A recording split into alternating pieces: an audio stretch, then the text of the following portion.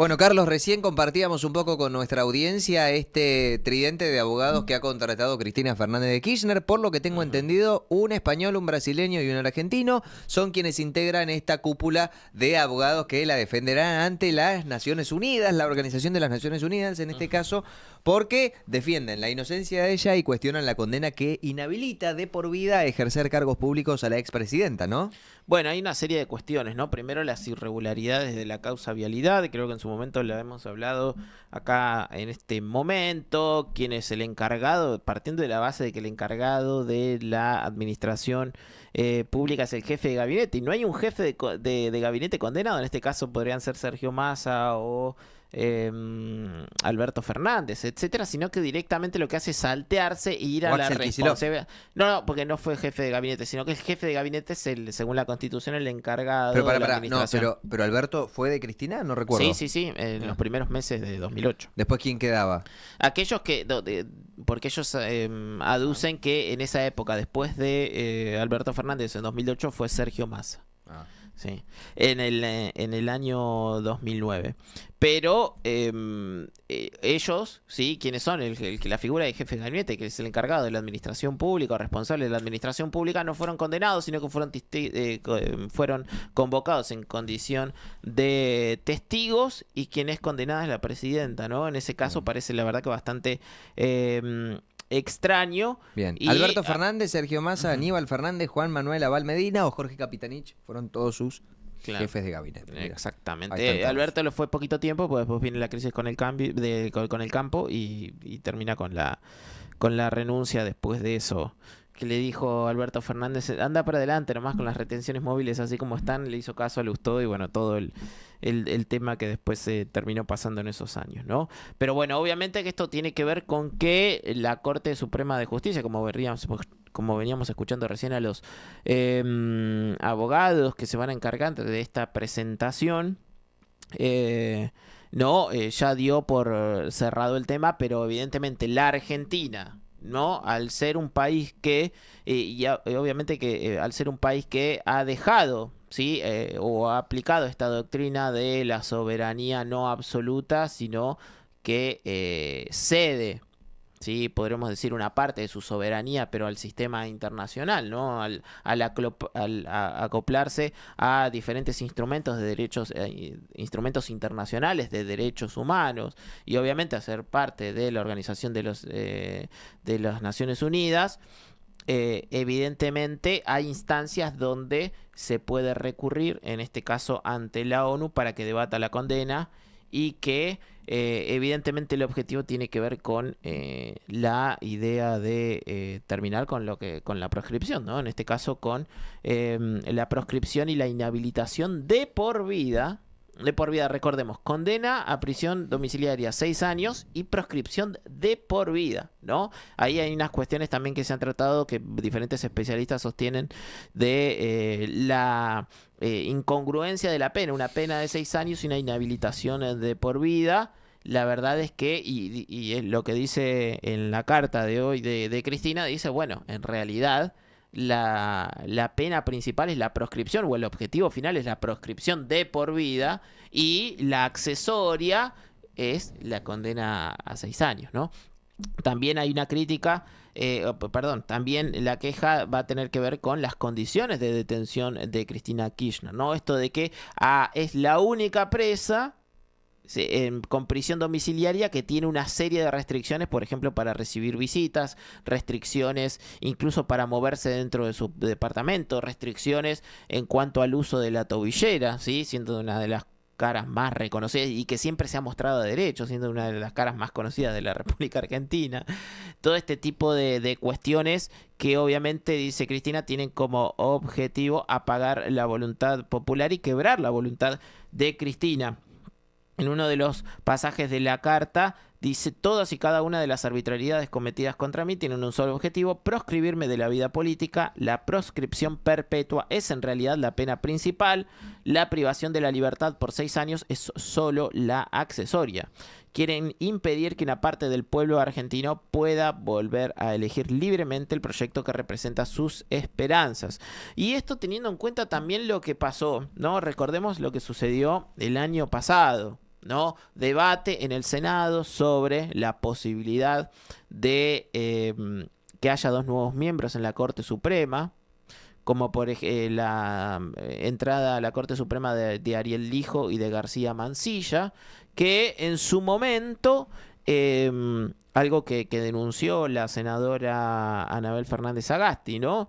Esto de Lorenzetti, ¿sí? Dando a entender que si el peronismo no avalaba la entrada, sobre todo de Ariel Lijo, quien era el candidato de Lorenzetti, no avalaba la entrada a la Corte Suprema de Ariel Lijo, dice, nosotros en cualquier momento ya sacamos la condena o dejamos firme la condena a Cristina Kirchner. Pasó, el peronismo lo denunció a esto, no avaló la entrada, rechazó a García Mansilla, no avaló a Ariel Lijo, y pasó al poco tiempo lo que dijo Lorenzetti que iba a pasar, ¿no? Con una rapidez asombrosa para muchos de estos casos, ¿no? Recordemos que hasta se venía discutiendo la cuestión de Carlos Menem en el año 2015, 2016, cuando los hechos habían sido 20 años atrás, ¿no? Y la condena venía discutiéndose 20 años atrás. Bueno, con una rapidez asombrosa la Corte Suprema hizo lo que dijo que iba a hacer, o por lo menos esto es lo que dijo Anabel Fernández Sagasti, que nunca fue desmentido, y condenó a Cristina Kirchner, impidiendo que sea candidata, porque acá hay cuestiones para tratar que tienen que ver con, bueno, impidió que sea candidata, en este caso en las elecciones en la provincia de Buenos Aires, en el año 2025, ¿no? Y de ahí esta cuestión, obviamente, de la proscripción política, y esto que dice ahora Cristina ahora, ¿no? La pena principal es la proscripción y los 6 años son solo la accesoria. En este caso, recién escuchamos a los abogados que van a hacer esta presentación ante la ONU, que, bueno, evidentemente hay una serie de irregularidades que van no solo con cómo se llevó a cabo la investigación, sino también con las condiciones de detención que, bueno, recordemos que esto no son, estas cuestiones no son vinculantes obligatoriamente, obviamente, pero sí, obviamente, que sientan precedentes y que habilitan, ¿sí? Ante una presentación, ante una resolución, o ante una resolución o ante un no es resolución la palabra, no me sale ahora, pero sí es una tampoco es un dictamen porque no es obligatorio, pero sí lo que diga la Comisión de Derechos Humanos de la Organización de las Naciones Unidas habilita a una revisión, ¿sí? Obviamente porque la Argentina, ¿sí?, ha adherido a diferentes, bueno, principalmente porque es miembro de la Organización de las Naciones Unidas y también porque ha firmado diferentes tratados que tienen que ver con los derechos humanos, ¿no? Y que en ese sentido tienen también rango constitucional, son iguales que la Constitución argentina. En este caso, bueno, vamos a ver qué es lo que termina pasando. Dijimos, ¿no? La defensa o las presentaciones van a ser hechas por un juez español, brasileño, y creo que también, bueno, también estaba presente Beraldi, quien es el penalista de Cristina, quien se ha encargado de la defensa en este caso. Esto es lo que tiene que ver con Cristina. También hay novedades, ¿sí? En cuanto a lo que tiene que ver con el proyecto de ley presentado por el diputado Máximo Kirchner, ¿no? Donde también salió a dar unas habló con Berkovich, con Berkovich el último lunes en C5N, donde presentó este proyecto de ley para, bueno, tratar de establecer un nuevo marco de negociación, me parece, con el Fondo Monetario Internacional y obviamente para terminar con la discrecionalidad del Ejecutivo y darle un rol más importante al Congreso en cuanto a lo que tiene que ver con los procesos de endeudamiento de la República Argentina y la responsabilidad que eso conlleva. Recordemos que tanto Macri como Milei habían endeudado a la Argentina por más de 57.000 millones de dólares con el Fondo Monetario Internacional. Recordemos que la deuda que en el 2005 paga Néstor Kirchner al Fondo Monetario Internacional era solamente de 10.000 millones de dólares, que obviamente es un monto importante, pero 5, casi 6 veces menor a lo que debemos en la actualidad. El proyecto de Máximo obliga a renegociar la deuda protegiendo la soberanía nacional. ¿Qué es lo que dice el proyecto? Bueno, el proyecto dice que el Fondo Monetario Internacional es corresponsable del endeudamiento argentino, porque tiene que ver la responsabilidad del acreedor, ¿sí? ¿Por qué? Porque la Argentina, según el propio estatuto del Fondo Monetario Internacional, no estaba autorizada a tomar el nivel de deuda que tomó. El Fondo Monetario Internacional no debería haberle prestado la cantidad de plata, o no estaba habilitado a prestarle la cantidad de plata que le terminó prestando a la República Y una pregunta Argentina. ahí, ¿quién regula eso? Eso tendría que, porque es el Fondo Monetario Internacional, ¿sí? Aplicó una norma, digamos, prestó esa plata por afuera de sus propias normativas. Y eso tendría que haber sido, ¿sí? Obviamente,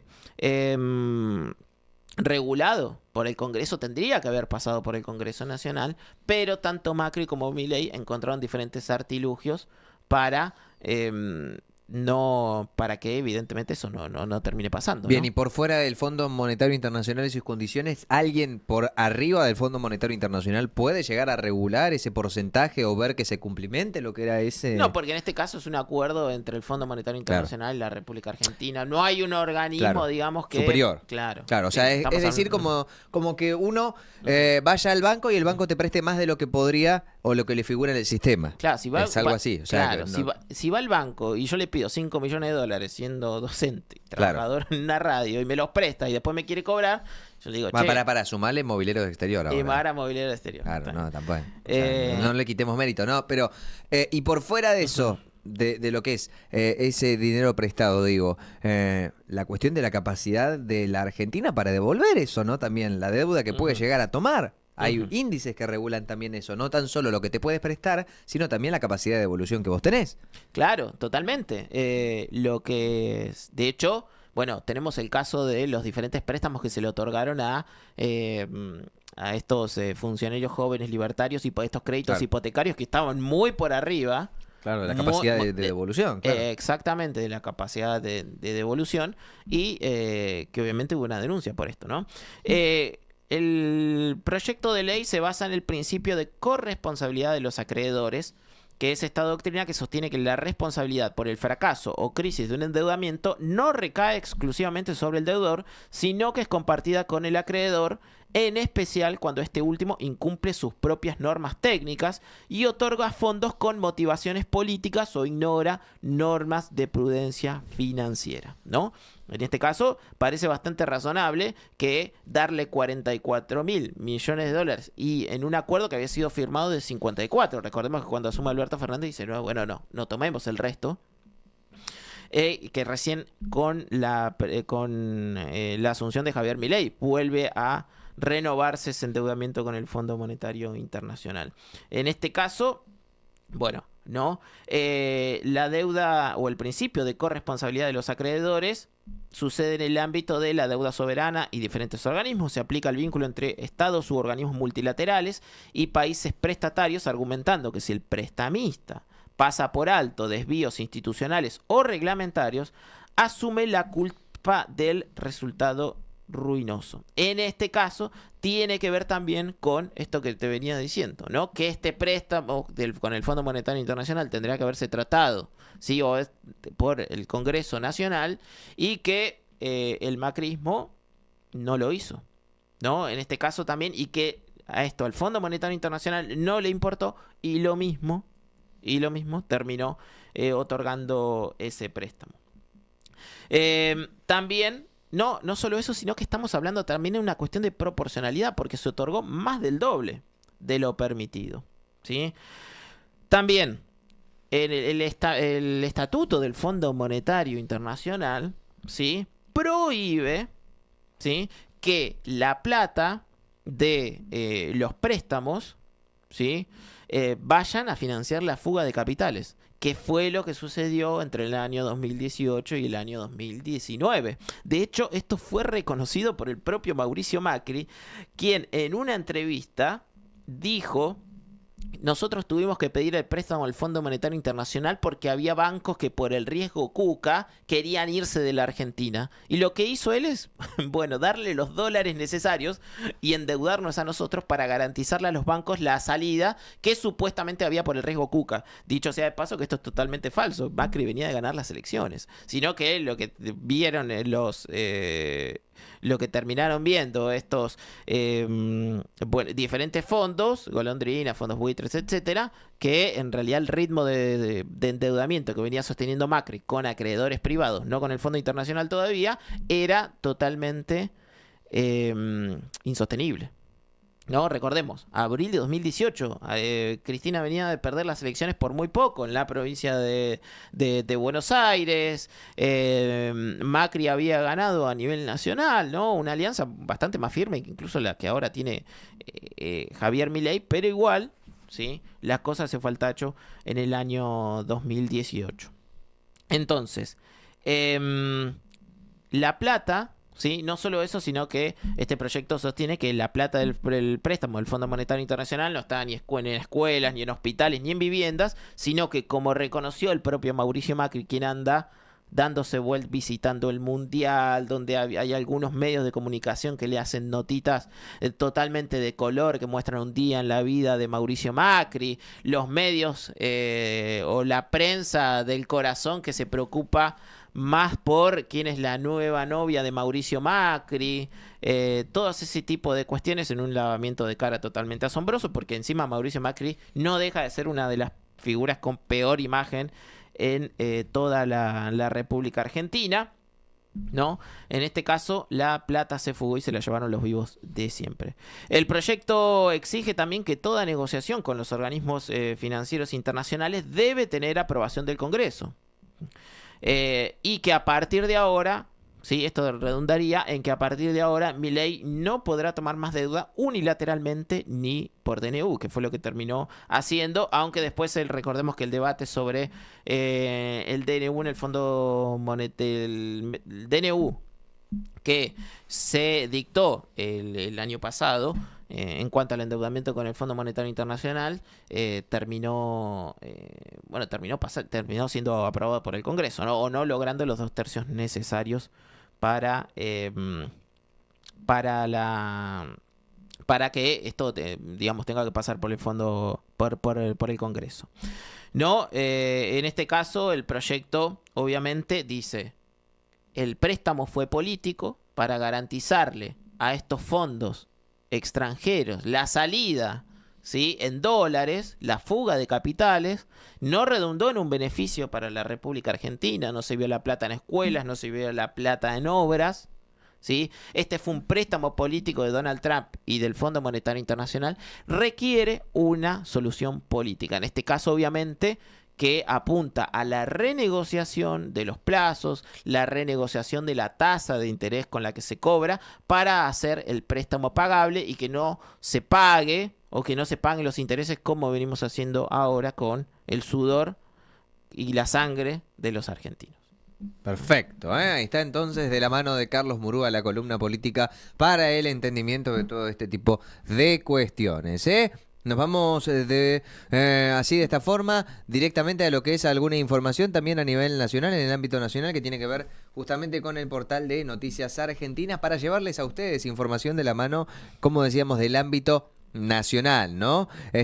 Bueno, Kirchner en primer lugar descartó romper relaciones diplomáticas con Brasil después de algunos dichos desafortunados del presidente de la nación. Por otro lado, investigadores de CONICET encaran una nueva protesta bajo una posible ola de despidos.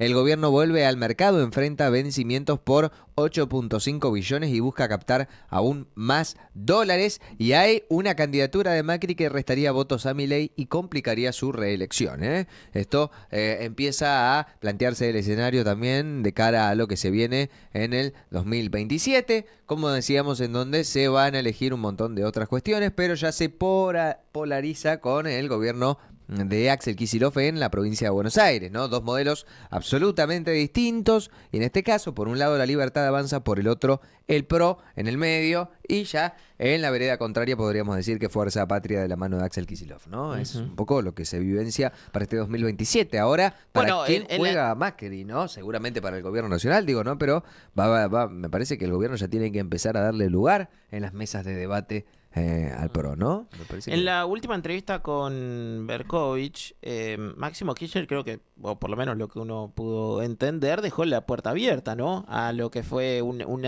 acuerdo o un acercamiento con el gobernador de la provincia de Buenos Aires. Dijo, nosotros hemos peleado...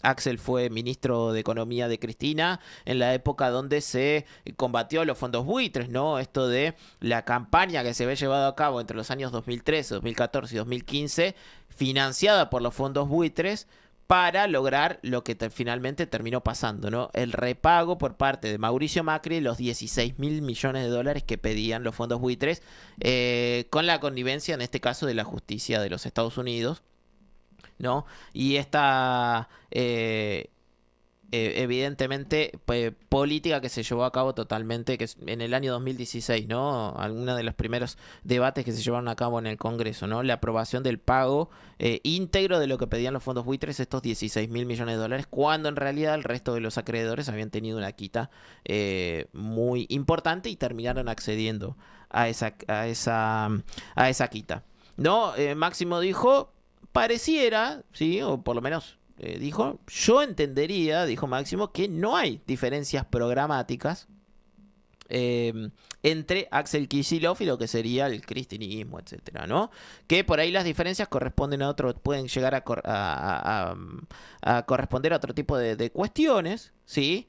Pero también recalco que Cristina no puede ir a visitar a Axel, sino que es Axel quien tendría que ir a visitar a Cristina, sí, ¿no? Y que no lo hace. Mahoma no va a la montaña. Exactamente, no, pero aparte por una cuestión que tiene que ver, obviamente, de que Cristina está presa. Claro. ¿No? Entonces, evidentemente, acá no hablamos de un ataque unidireccional, como muchas veces se lo quiere presentar, de la Cámpora mala, Máximo malo, Cristina mala, que atacan al pobre Axel, sino que también hay una decisión política de parte de Axel Kicillof de, bueno, tener otro tipo de postura en relación al liderazgo de Cristina. Vamos a ver si hay un acercamiento. Yo creo que ha abierto las puertas Máximo a un acuerdo con ese sector, pero y obviamente en pos de la unidad. Vamos a ver en qué termina pasando, ¿no? Muy bien, señores, algunos minutos nos separan de la hora 30 de las 12 del mediodía en esta jornada que tenemos, como siempre.